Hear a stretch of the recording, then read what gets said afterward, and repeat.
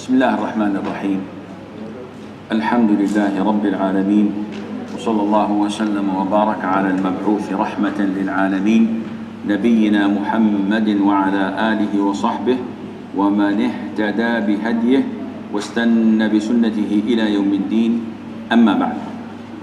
Before the break we talked about what? Signs of the hour. Signs of the hour, mashallah, tabarakallah. It's like the frequent question when I say, when did companion so-and-so die? They said, long time ago. Mashallah. Correct, correct. So the whole seminar workshop is about the signs of the hour. What are you talking about? What was it about? Sisters?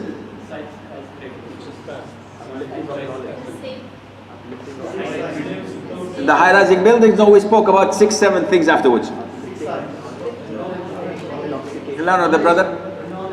Ahsant, very good. The uplifting of knowledge, and I bored you with my story with Sheikh bin Baz, Ibn Uthaymeen, Abu Bakr al-Jazairi. Okay, this is one aspect. Also, there will be a time that zina is widely spread. Illegitimate sexual relationships between men and women. This is one of the signs of the Day of Judgment.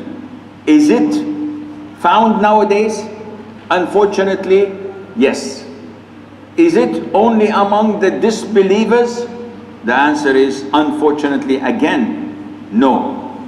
This is taking place all over, but alhamdulillah, it is not, jazakallah khair, widely spread in the sense that in every 100 we have maybe 10. No, it's a negligible percentage, but it is on the increase. And why is it on the increase? Because we find that the things that call for it are increasing, such as lack of hijab. When women do not abide by the hijab, this is inevitable. It has to happen. Also, the free mixing, and this is prevalent in Muslim countries, in companies, in shops, in airlines, in hospitals. There is the concept of free mixing, that even institutions are making strategies for it to inject it into Muslim societies and make it the norm. And when this becomes the norm, you have a problem. When women and men mix and you tell the brother, Akhi, mixing is haram, he says, it's all in the heart. I have no problems with that, alhamdulillah. You Muslims, mutawwi', you have a problem. Your dirty mind. I sit with my co-worker, nothing happens. Nothing happens because you have a problem with your hormones. Go and check the doctor. You're not a real man if nothing happens. What is this? The Prophet told us it has to happen. And you say it doesn't happen? I met a brother, mashallah, practicing in his way. He thinks that he's, oh, mashallah. What do you mean practicing? He says, I pray 5 times a day, mashallah. And he is a personal trainer. And he says, I have 2 ladies that I'm coaching them. And I said, what kind of personal what kind of practicing Muslim are you? You know, he's doing this new sport. What is it called? CrossFit. He's a CrossFit personal trainer. And I said, what do you mean? You go and mix with them? He said, Wallahi, I have no feelings towards them. I'm so harsh on them. I said to him, I might believe you. They might be elders, they might be not so good looking, but I'll ask you one simple question. Hypothetically speaking, you're not affected by them. Can you guarantee that they're not affected by you? Wallah, he paused and said, I didn't think of that. And this is a problem. It takes two to tango. Islamic tango, of course, with nasheed, with your spouse, not yani, the haram tango. We have a problem when the measurements are not fixed. When we weigh things not with the scales of Islam, this is what happens. So every one of us is so influenced by the environment, by the community, by the policies and procedures put by man, that he is distorted. He doesn't see what is wrong to be wrong and what is right to be right. He sees the opposite, the wrong to be right and the right to be wrong. Zina will come to a time where people would make it halal. The Prophet said, alayhi salatu wasalam, there will come a time when a group of my ummah will make haram things halal, will make silk for men halal, yastahillun, they will make it halal, al-hira, which is zina, al-harir, silk, al-khamr, intoxicants, which we will come now to, and musical instruments. And we will come to that as well, inshallah.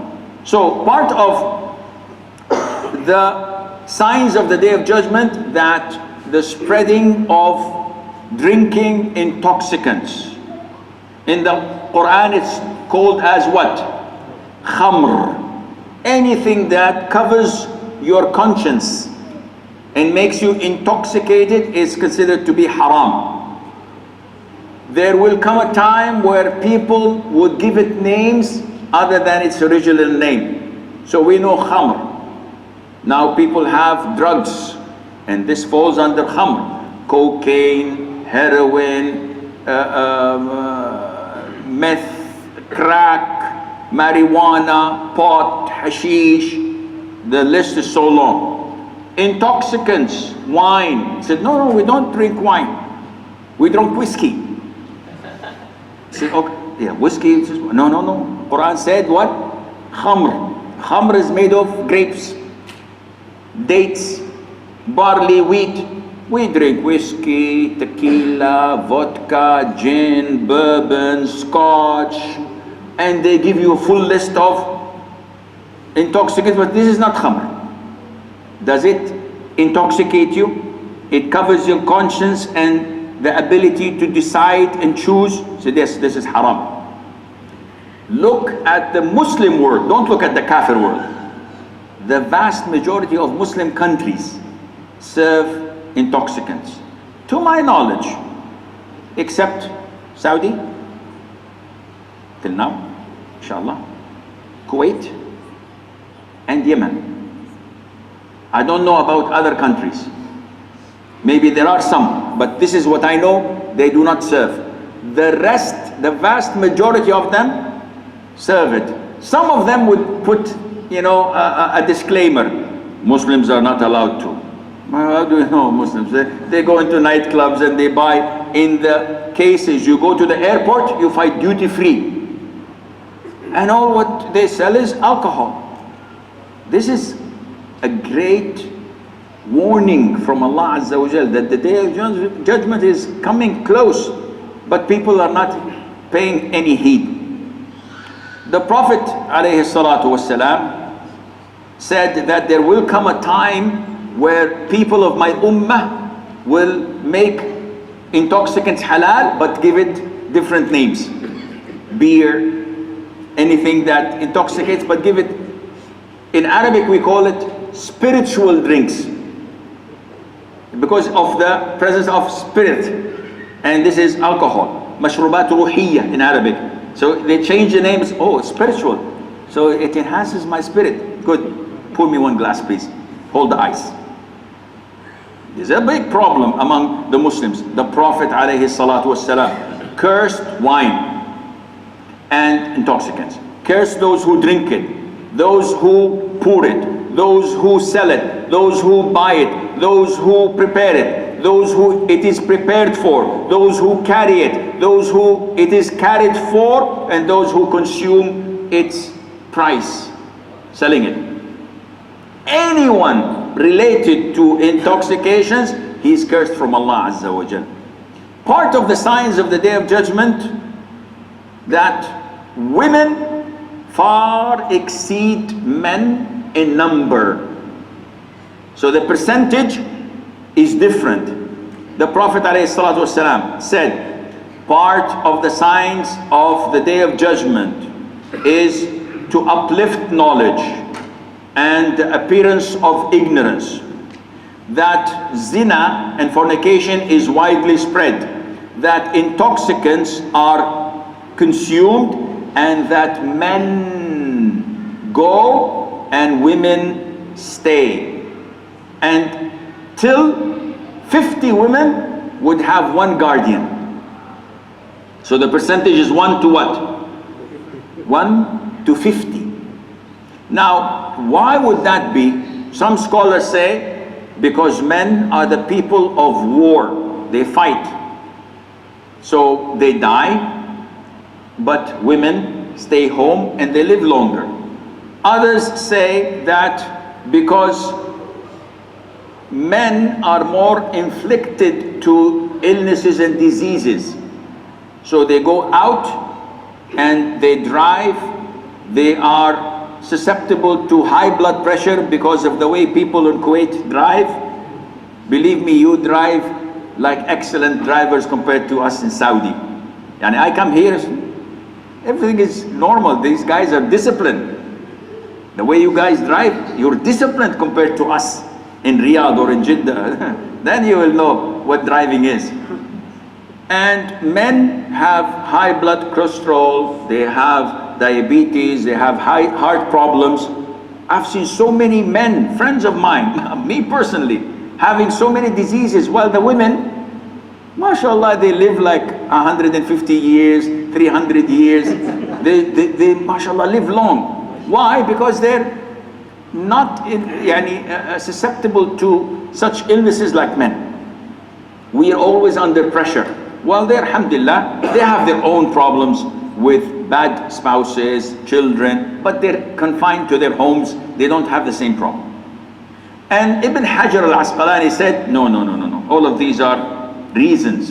But the actual fact is that Allah chose that women to be more than men. And this is why even in paradise, a man has 2 wives, which means that the percentage itself is far greater for women rather than men. So this would happen.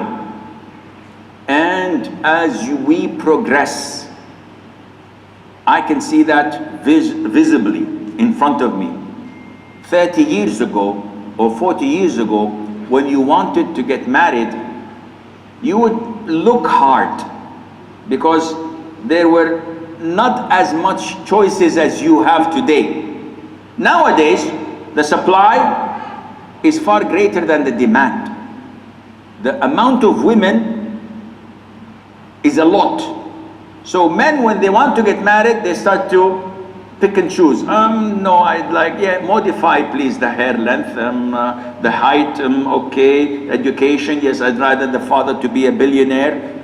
They start to pick and choose.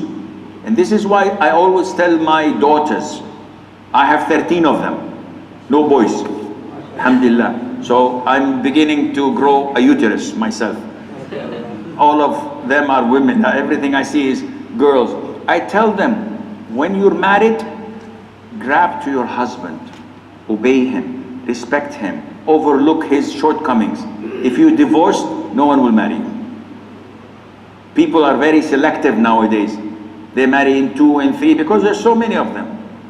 So either stay unmarried, and this is not natural, or try to overlook his shortcomings and mistakes, and inshallah Allah will reward you, but you will have a husband to take care of you. So this is happening and it is prevailing, unfortunately, but this is part of the signs of the Day of Judgment. Also, the Prophet said, alayhi salatu wassalam, I think I have it translated. No, it's not translated. Or maybe it is translated. Let me see.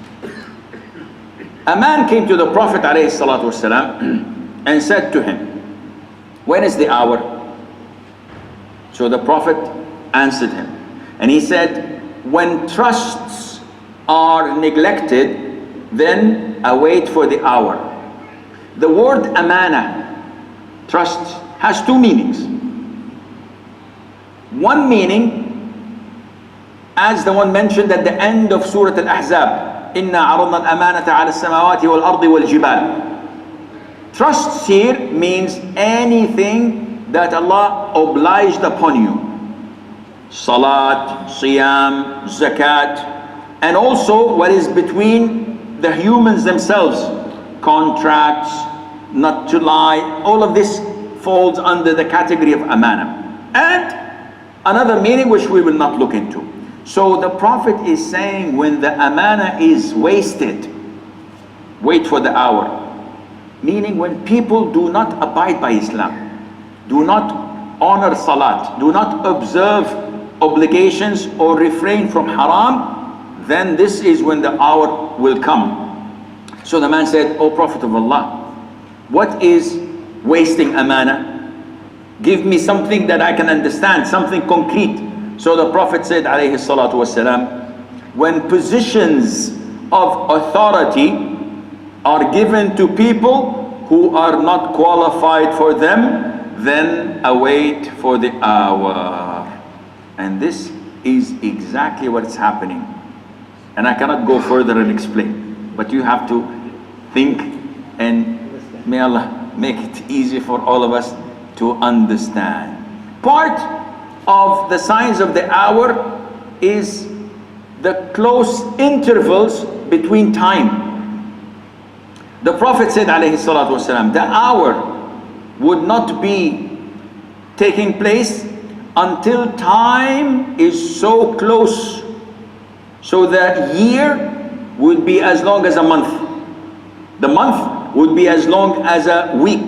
The week would be as close as a day, and the day would be as short as an hour, and the hour would be like when you lit a match. When you light a match, you just see it flaring and then it dies. Is it like this? For me, I remember when I was in primary school, high school, college, work, marriage, children. My eldest daughter is 33 years of age. I remember, wallahi, today, and I tell my wife, do you remember that when she was born, I said, when would it be the time when she is 7 or 6 years of age, running to the door, taking my bag as I come back from school and saying, Daddy, Daddy, how are you? Now she has her own children in intermediate school. Her eldest daughter is like 13 years of age or something like that. God, it feels old. But this is time. Ramadan was yesterday. No, it was 3 months ago. And Ramadan before it was a week ago. No, it was a year and a half ago. Time flies. What is meant by the time is close? Some scholars say, and this is the most authentic, that there is no barakah. There is no blessing in time. I read the biography of Sheikh Abdullah ibn Jibrain, who died about 12 years ago. May Allah have mercy on his soul. One of the major scholars of Islam of our contemporary times. And I find that he conducts on daily basis not less than 12 lessons. 12 lessons? Before Fajr, with a certain selected group of his students, after Fajr in the Masjid, and then from that till Duha time, and then before Dhuhr, after Dhuhr, before Asr, after Asr, after Maghrib, after Isha, 3-4 classes. What is this? What kind of a life is this? Yet he was happily married with his children, goes visitation and tours Saudi Arabia from Mecca, Medina, Riyadh, Jeddah, Dammam, and he goes and gives lectures, plus his day job. And excuse me, come on, what is this? He's a magician? Houdini could not do something like that. This is barakah. When Allah puts barakah in your life, you compare two. One, spending so much time working, overtime, meetings, yet there is no barakah in his wealth. All the money he's making, the first week of the month is gone. His children don't see him. He doesn't call his mom. He doesn't have time for leisure or sports. But the other man, he works 8 hours and he saves money. He's building his house back home, another second home. His wife and family and children have quality times every day, not every week. They go out shopping together. They go for holidays. All of his kinship know him. He calls them, they call him. What is this? There's something wrong. It's the same effort, education, family status. The problem is with barakah. You may earn 200 dinars and you're building an apartment in your country, and you may earn 2,000 dinars. In the middle of the month, can I borrow something from you? Where is your money? It's gone. No barakah. So the best barakah is in your knowledge. I have so much here. Am I sharing it with Muslims? Am I teaching people? I remember Sheikh Muhammad ibn Salih al-Munajjid, may Allah preserve him. I am envious. I'm not a person of hate, but I'm envious whenever I see that he has Islam Q&A website. The guy is asleep and he's getting credit, reward from people benefiting. 2017, in that year, 90 million visitors to his website. In Ramadan 2017, only 15 million visited the website. What kind of rewards the man is getting? Wallahi, I'm envious. Why is he getting it easy and I'm not getting it easy? Because there is barakah in his life. Him and I, we share the same platform. We have Zad TV channel. He has so many clips. He goes to the channel, he says, okay, let's make one for Ashar al-Hijjah, one for Ramadan, one for Duha prayer, and he makes it, and it's for the public. You get it on your WhatsApp, you get it on your emails, and I struggle to make one program a week, and there's no barakah. So this is from Allah Azza wa Jal. But the sign, do you all feel it? That the time is getting closer? This is a clear sign that the Prophet used to say. I'll give you a final example. Allah, there's a possibility we're not before Isha. But inshallah, we're on the schedule, and inshallah we will finish tomorrow by, inshallah, bidnillah. The hadith of the Prophet ﷺ that I've mentioned yesterday, today, Allah, I don't remember. I mentioned it in my visit. The Prophet said, alayhi salatu wasalam, after Salat al-Fajr, who among you is fasting today? Abu Bakr raised his hand. Who among you fed a poor person? Abu Bakr raised his hand. When did you get the time to feed a poor person? It's Fajr prayer, which means that the guy is working at night as well. It's not only daytime. The Prophet said, who visited a sick person? Abu Bakr said, I did. Who followed a funeral until it was buried? Abu Bakr said, I did. Among all the companions, these four things were done by Abu Bakr in a single day. This is barakah. Not Umar, not Uthman, not Ali, Abu Bakr. And this is why he's the first of the whole ummah to enter Jannah after the Prophet ﷺ. He's seated number one because he deserved it. He worked hard for it, and Allah bless him. May Allah be pleased with him. Among the things, among the signs is the widespread of usury, known to us as riba. Now, riba is in everything you do. Financial institutions are the biggest, the richest, And it is one of the lucrative jobs any fresh grad would dream to own or to have. I worked in conventional banks 40 years ago, before even knowing that riba is haram. And it is the best environment to work in. Suits, ties, lots of cappuccinos, meetings, training courses like crazy, highly paid jobs. You learn something new every day, very beautiful. But what does the Prophet say, alayhi salatu wasalam? The Prophet said that there will come a time when people would take money caring less whether it's halal or haram. And the Prophet also said that no one would gather a lot of money of riba except Allah would make his end to be less. You will find them the richest.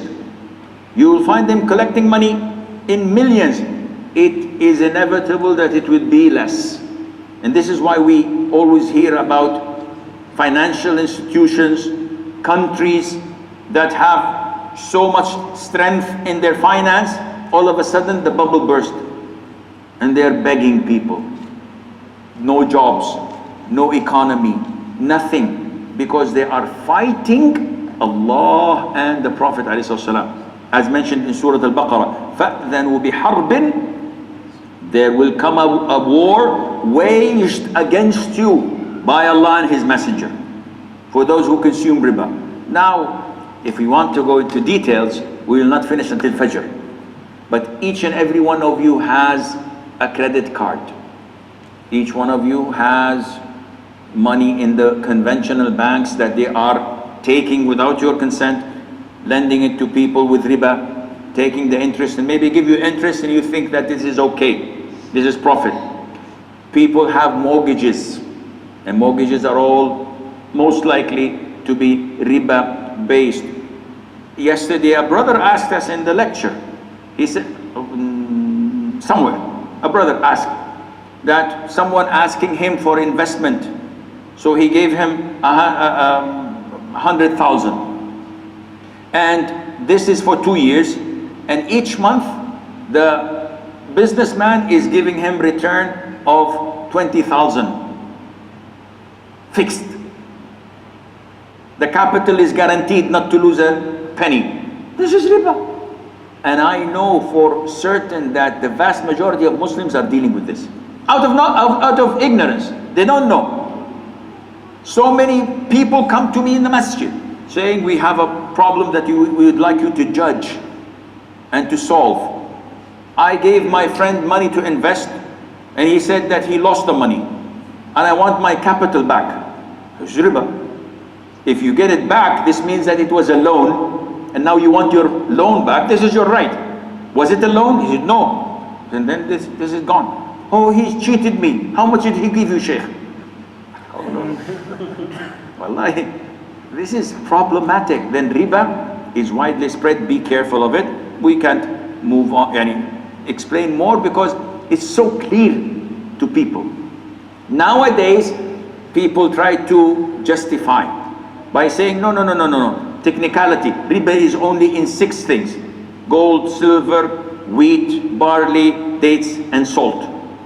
Khalas. And this is dirham, dinar. There is no riba in that. And they try, but they have no knowledge.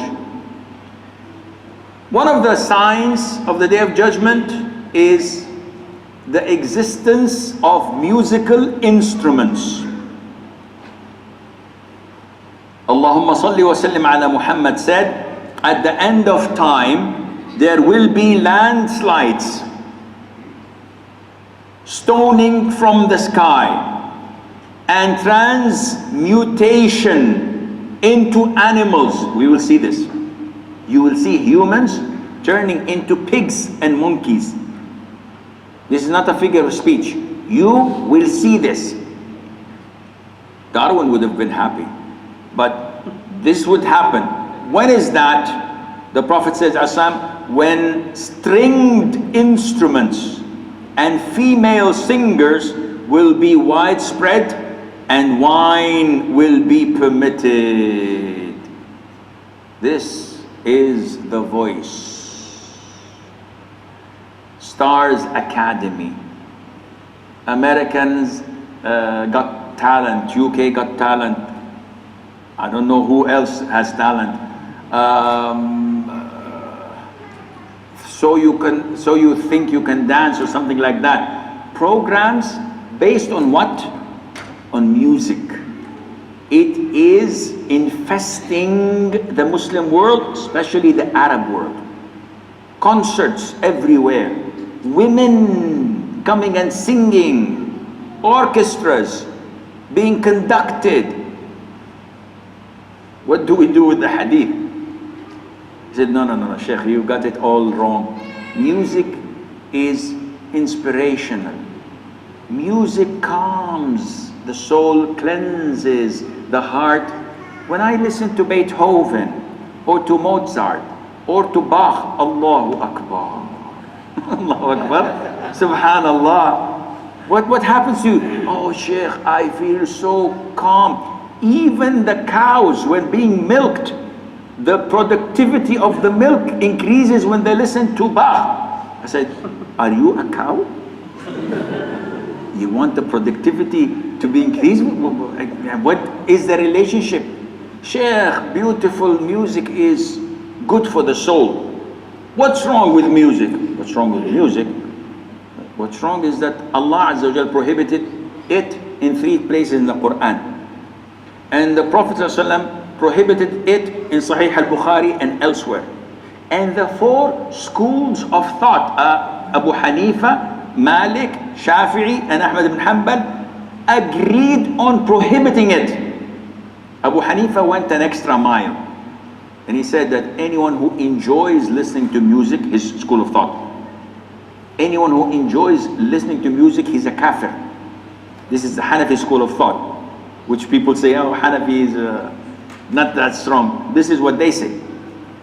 So now when we come to this, what do we find? We find that we have a problem. I enjoy music, Sheikh.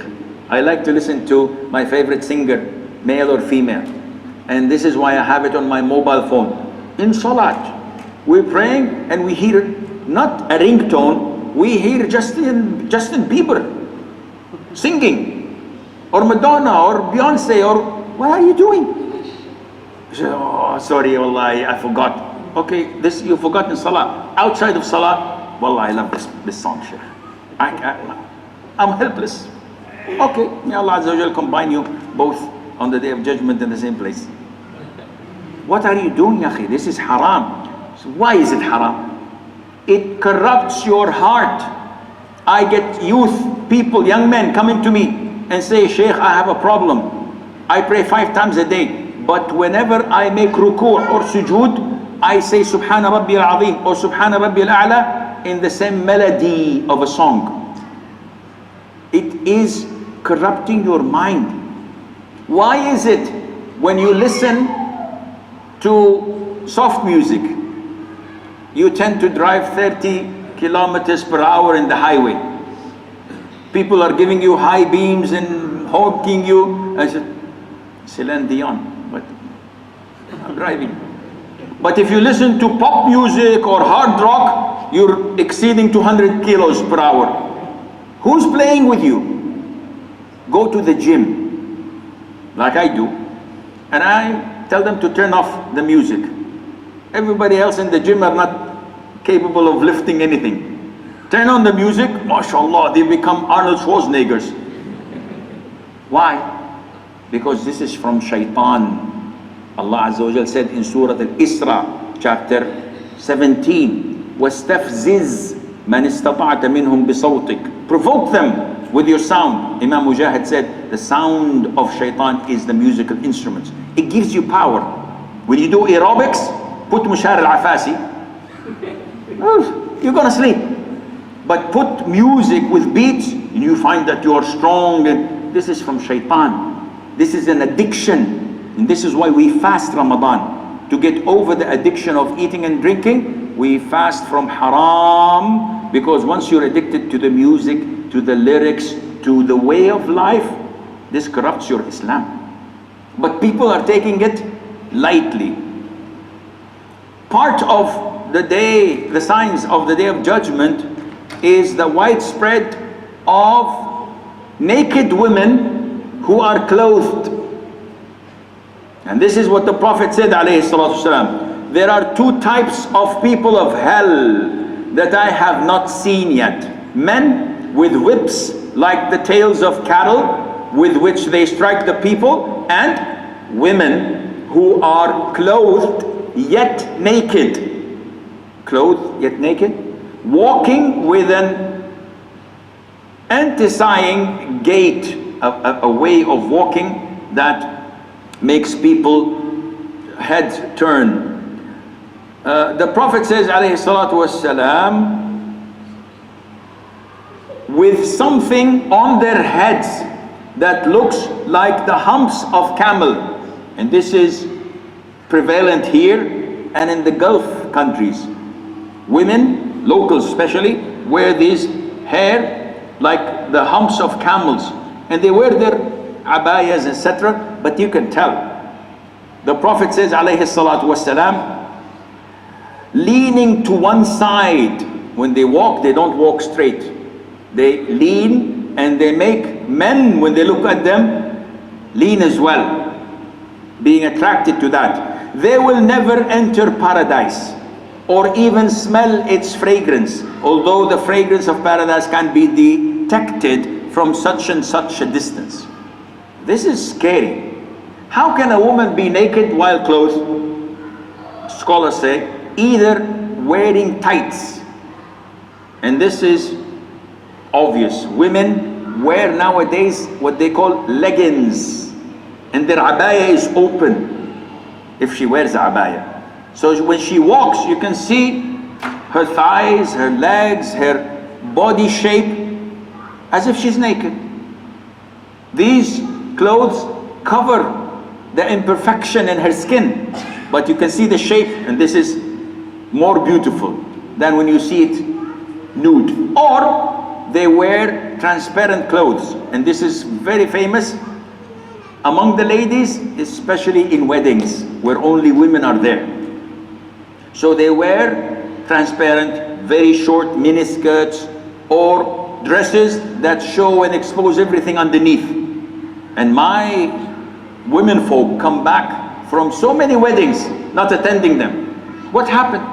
She said, Wallah, we went in and we were afraid that Allah would collapse the ceiling. Aren't they Muslims? Wallahi, they are Muslims, and from reputable families. But when you don't have Islam in your heart, when you don't have the correct measurements to weigh the good and bad, the pros and cons, this is what happens. All what you care about is fashion.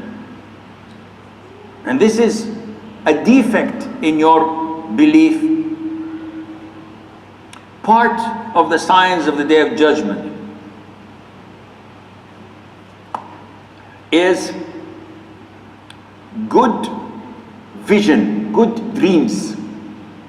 The Prophet said, alayhi salatu wasalam, towards the end of time, hardly any dreams that the Muslims see will not come true. The one whose dreams are the most truthful will be the one whose speech is the most honest. The dreams of a Muslim from one of the 45 parts of prophecy.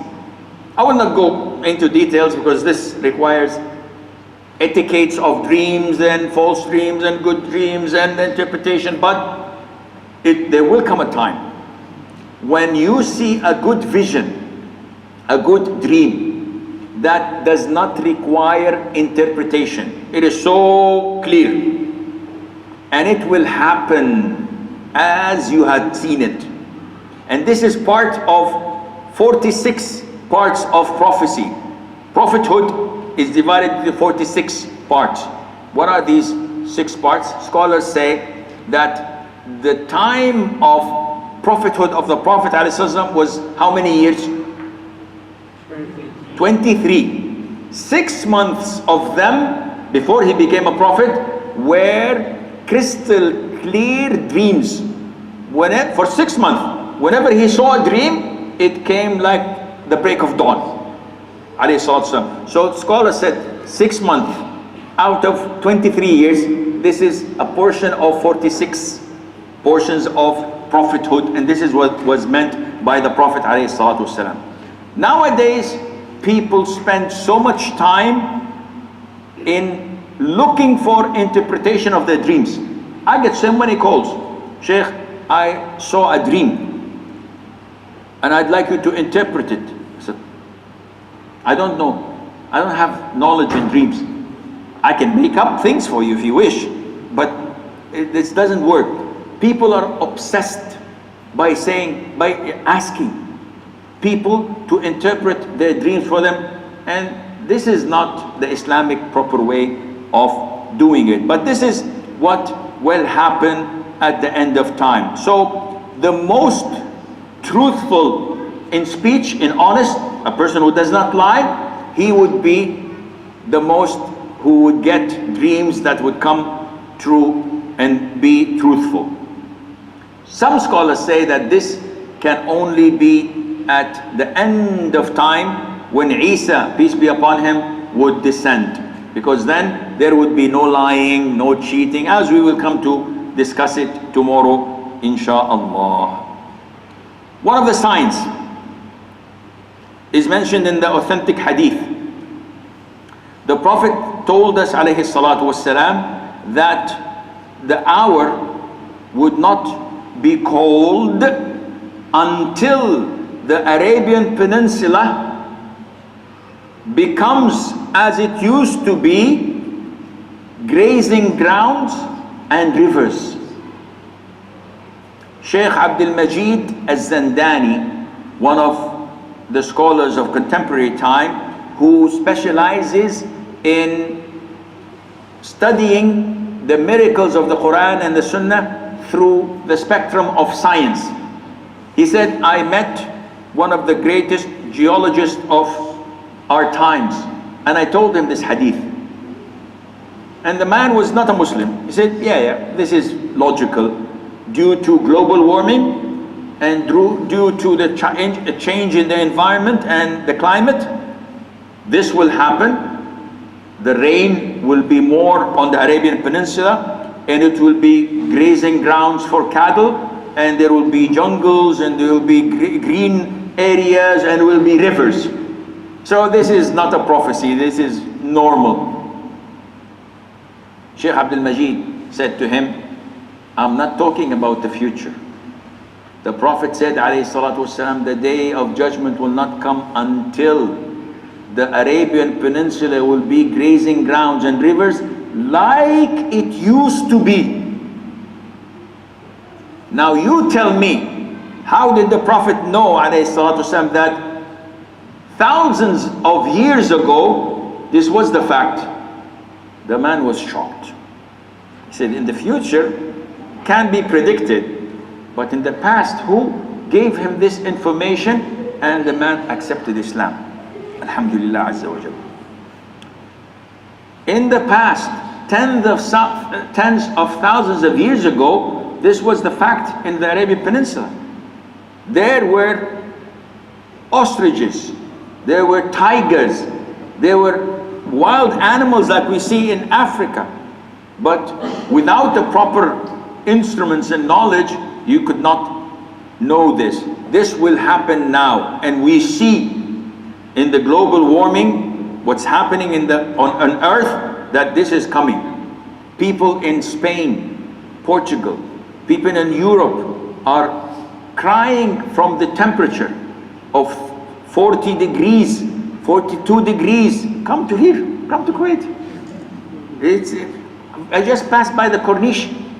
The temperature is 43, and there are people cooking, and what are you doing? I was shocked. I'm from Jeddah, but not as hot as this. Yani people are normal. So there will come a time where, inshallah, the Arabian Peninsula, the temperatures be moderate and fine, and we would have, as the Prophet had said, alayhi salatu wassalam. Among the signs is boasting with masjids. The Prophet ﷺ said, among the signs of the Day of Judgment, that people would boast about their masjids, places of worship. And this is happening now. I personally know a lot of the people who build masjids and decorate them and spend so much money in them that they do not pray one single prayer in it. Why did you build it?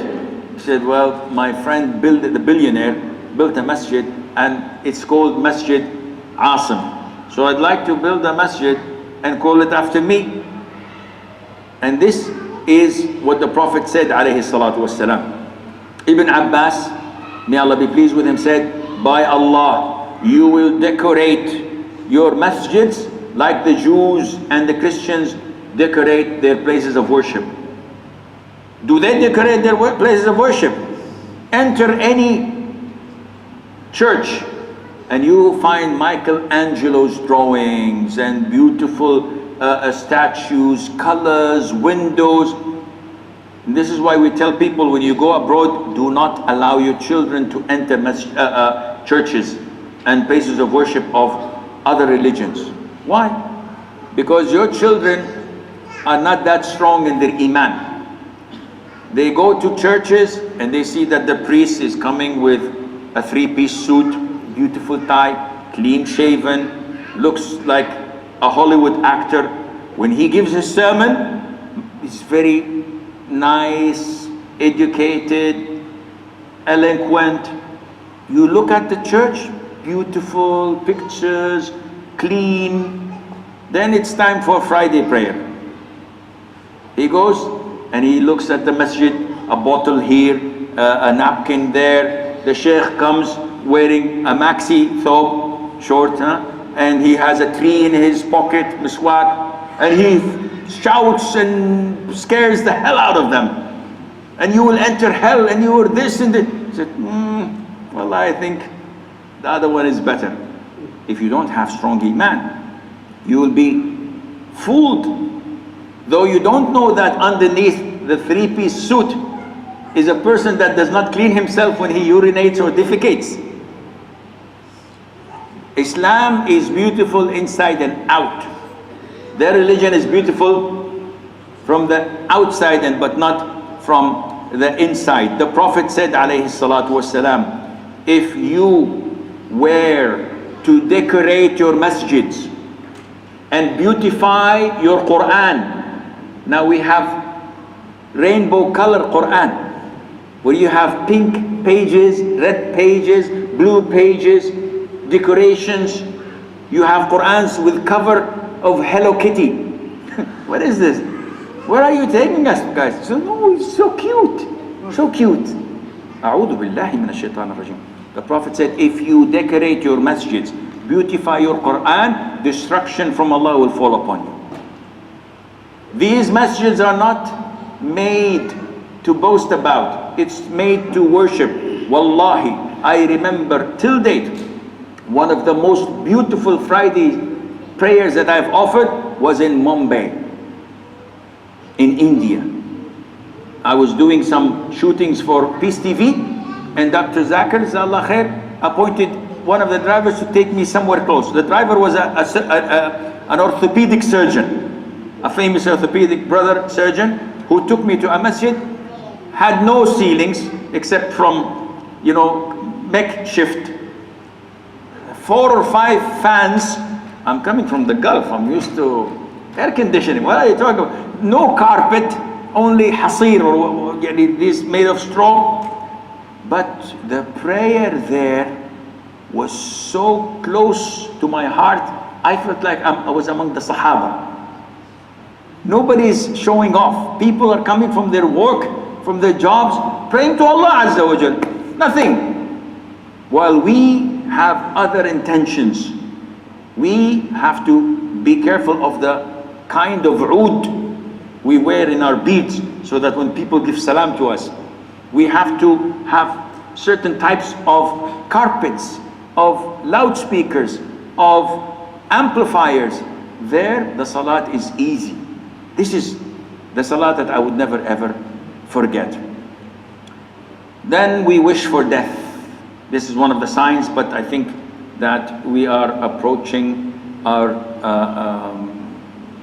time.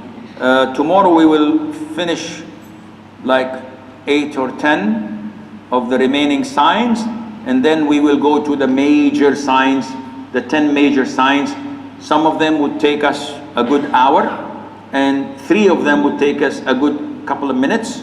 So inshallah we will try to wrap things up tomorrow. I pray to Allah Azza wa Jal that He makes me and you steadfast on Islam, that He increases our knowledge, that He purifies our intention for His sake, and that we would not be tested or tried beyond our ability. إنه على ذلك قدير وبالإجابة جدير وصلى الله وسلم وبارك على نبينا محمد.